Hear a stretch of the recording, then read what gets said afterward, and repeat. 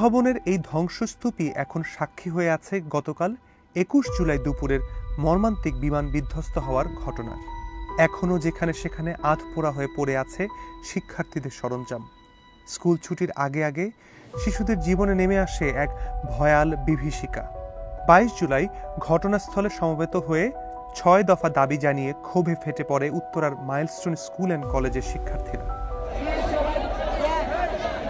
বড় বড় হেলিকপ্টার আনছিল 4 বার। প্রথমবারেই তারা আমাদের সামনেই 6-7টা লাশ নিয়ে যায়, পরের বারও 6-7টা লাশ, এমন করে তারা 17টা 18টা লাশ, যেগুলো দেহ ঠিক নাই, দেহ কাটা, মাথা কাটা, শরীর কাটা, কোমর ছিঁড়ে গেছে, এই সকল লাশগুলো সাদা প্যাকেটে বইরা তারা হেলিকপ্টার করে নিয়ে গেছে।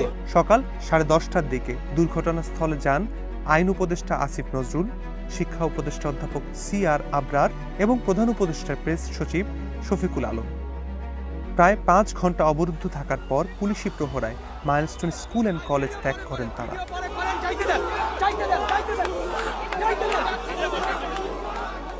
এই ঘটনাকে কেন্দ্র করে শিক্ষার্থীদের সঙ্গে পুলিশের পাল্টাপাল্টি ধাওয়ার ঘটনাও ঘটে।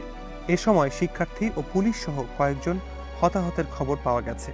শিক্ষার্থীরা গতকাল থেকেই লাশের সংখ্যা গোপনের অভিযোগ তুলে আসছে। এখানে কমপক্ষে মারা গেছে শতাধিক, কমপক্ষে 100 জন। এদিকে 22 জুলাই দুপুর 12টা পর্যন্ত দুর্ঘটনায় আহত ও নিহতদের হালনাগাদ সংখ্যা প্রকাশ করেছে আন্তঃবাহিনী জনসংযোগ পরিদপ্তর ISPR। তাদের দেওয়া তথ্য অনুসারে এখন পর্যন্ত এই ঘটনায় আহত হয়ে 10টি হাসপাতালে ভর্তি আছেন 165 জন এবং এখন পর্যন্ত পাইলট সহ নিহত 31 জন।